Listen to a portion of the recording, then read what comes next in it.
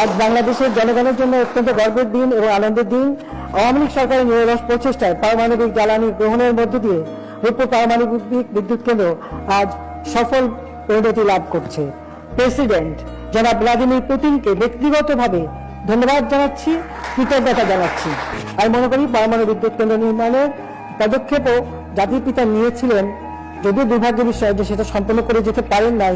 তবে আমি আজকে আনন্দিত যে আমাদের বন্ধু প্রতিম দেশ রাশিয়ার সহযোগিতায় আমরা সেই পারমাণবিক বিদ্যুৎ কেন্দ্র তৈরি করছি। আমাদের দুই দেশের বন্ধুত্ব, বাংলাদেশ রাশিয়া বন্ধুত্ব অটুট থাকুক। সবাইকে ধন্যবাদ। জয় বাংলা, জয় বাংলাদেশ।